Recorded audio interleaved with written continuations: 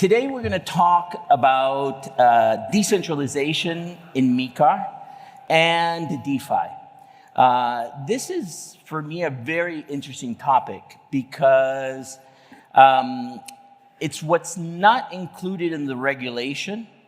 However, DeFi projects should really look into the concepts of decentralization that are in the law. So with us, we have two panelists who, in their own experience, have been going through the journey of decentralization. So first of all, I'd like you to introduce yourselves a little. Greg? Greg Ju, founder, CEO of QPQ AG.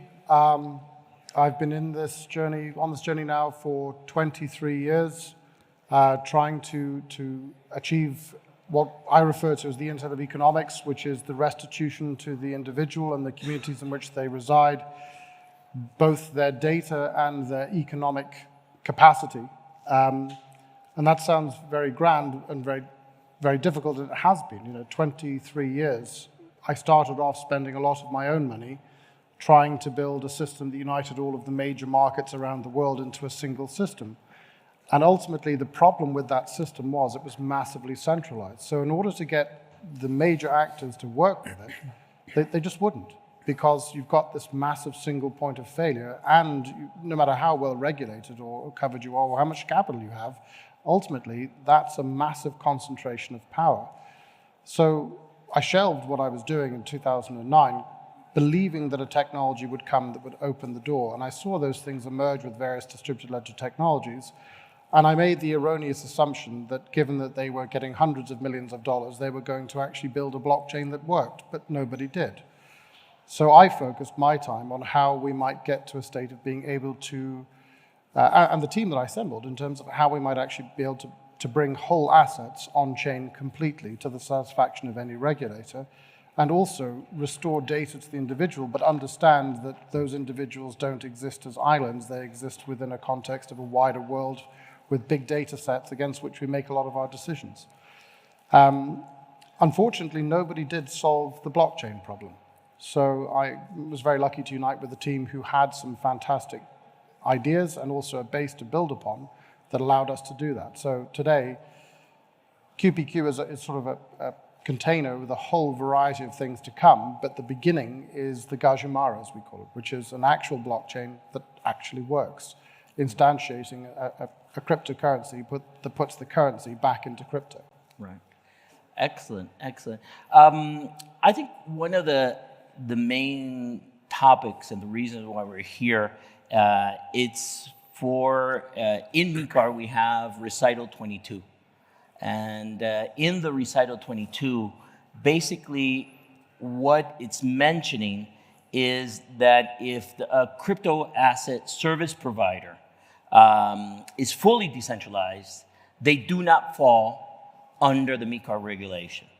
The difference between a recital and an article is that the article is actually in the law, and the recital is actually the spirit of the law. And we were discussing a little bit outside about what a big difference this is in terms how the European Union creates legislation, in that adding this recital to interpret what is the spirit of the law. If you are a decentralized project, a DeFi project, it's going to be very difficult for you to navigate all of these thousands of pages and really concepts in terms of decentralization. So the first question that I have for you is sufficient decentralization, okay? What is, in your opinion, and maybe Martin, you can start in the context of governance, what for you is sufficient decentralization under MiCAR? For me, it's really simple. The entire purpose of blockchain is to be able to trust the message, not the messenger, securely at scale. Those are your tests. If you can't actually trust the message, you have to, in some way, shape, or form, trust an intermediary, then in that case, you are requiring trust And if you are requiring trust, then you must have oversight. And that oversight typically occurs in the context of having regulatory oversight, which means that they're subject to auditing and so on. So we look at all of the layer twos, as they like to call themselves, who are really payment service providers without the grace of being regulated as such. And you can see that they're highly centralized operations in order to pretend that a square wheel is not square. Ethereum. If you start at that point, then I think you have to appreciate that instantaneous decentralization simply doesn't happen unless you smash something. You have to have a progression toward that state. But ultimately, the intent is very important in that. That it's not such a problem that something is decentralized. It's when it tries to pretend that it's decentralized that's a really big problem. And that's nearly a cancer eating at this entire industry, because it's extraordinarily difficult from somebody who's not technically grounded in it to be able to analyze something and really draw out the realities of where the points of control are. And of course, the irony of the whole thing in this point is that one of the best speeches ever about centralization and power was by Tony Benn when questioning the European Union in the ascension of the United Kingdom. And it was the 5 questions to power. And I can't remember them precisely, but it was: what power do you have? How do you use it? To what ends? Who gave you that power? And how do we take it back?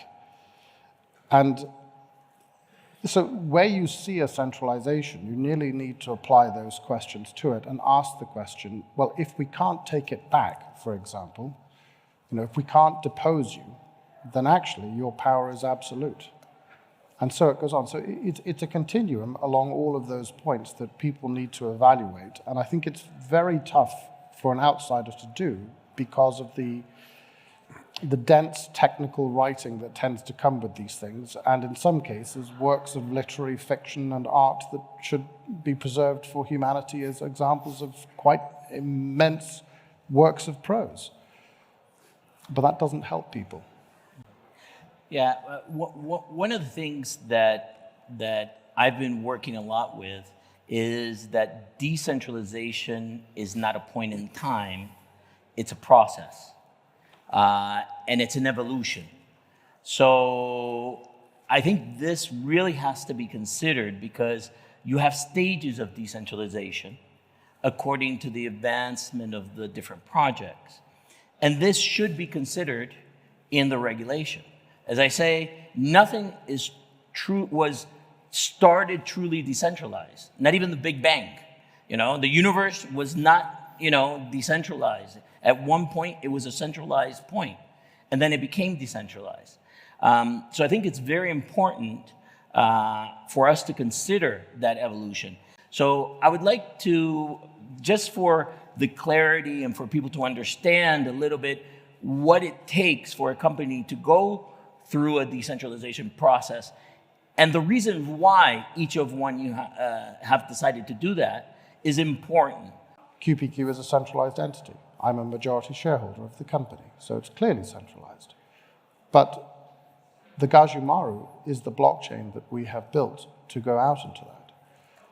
And we reject the entire layer 2, layer 0, layer 1 narrative, because really layer 2 and layer 0 are attempting to predate upon the credibility of a blockchain protocol by pretending to be associated with them. Layer 2s are centralizations in order to expedite flow. Layer 0 is a company who wishes to be a central counterparty to every transaction and should therefore be the most regulated entity in the entire market, but they're not. So what we intend to go with instead is the idea of RIPA, Resource Infrastructure Platform Application. And if you look at the blockchain firmament, there's a lot of infrastructure, there's plenty of platforms, and there's a few applications that aren't simply fraud. What's missing is that resource layer. Now, if you're going to put a resource layer into the world as we intend, you really cannot have any governance whatsoever, because you're really putting yourself in a position of total centralization of power. And that is something that no amount of saying how good I am is ever going to change. You cannot trust me. You can never, ever, even if I were the Lord Jesus Christ himself, You cannot give me the keys to that kingdom. So we actually went the opposite direction from this. We decided right from the outset that there would be, once we got through testnet and whitelist mining, there would be no governance of any kind at the resource layer. Now, the object of the resource layer is to enable all of the infrastructure to connect.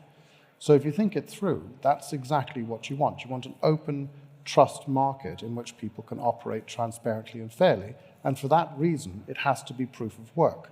I should explain that a little bit. Yeah. The big problem, proof of work essentially allows for an open and fair competition for who is going to be the leader and write out what happens on the chain next. And each time somebody new is elected, and it's elected through a completely transparent process. When you see what's happening with most of the blockchains, they work in an anonymous proof of stake. So put your hand up if you work in a company where you'd be comfortable with the board voting and you not knowing who voted for what. You wouldn't, but that's actually what you're supporting whenever you use a blockchain that uses anonymous proof of stake. It's ridiculous when you start to unpack it. So we went down the proof of work route for this, which means you have an open competition. It's Bitcoin next generation, quite literally implemented. And it means that you can trust because there is no intermediary. It is completely decentralized. We've actually gone one step further because there is this question of, well, what happens when professional miners step in? Well, you're going to have maybe 10, 20 of them who control the market, or in the case of Bitcoin 3. Actually, we thought we could use whitelist mining to try and bring 100,000 people from Zug, Schwyz, Liechtenstein, Niewolden, our home spots, as it were, and actually get them mining. Because we implemented the cuckoo cycle that allows it to be done with CPUs and memory function instead. And it's not a perfect answer, but we're trying to use the period in which we have some control to broaden the access and acceptance of that control to everybody else before it becomes something that's open. And I think that's as much as we can do to ensure the decentralization, but the key point is there must be no single one ring to rule them all type thing in this. That is what we call the Garden of Eden problem, and to date, every other blockchain has bitten the apple, and that apple is the temptation to become the blockchain itself. Your business model is being the blockchain.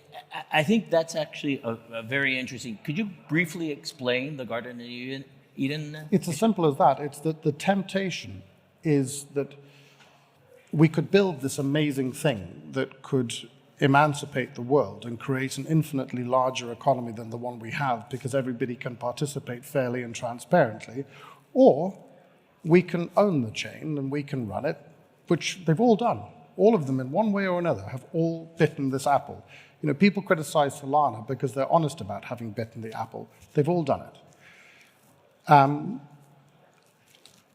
in doing that, they suddenly cast themselves out of the Garden of Eden. And the Garden of Eden in this context is providing an infrastructure, a resource layer upon which everything can be built that nobody owns, nobody controls. And I understand why, because it's very difficult. We talk to funders and we say, you know, we've spent 60 million to get to this point. And by the way, we're going to make the whole thing free and open to everybody. That's a hard sell. Right. But what you have to believe in is that capitalism is not about I win, you lose. Capitalism is about I win, you win, we win. And it's about creating a bigger pie for all.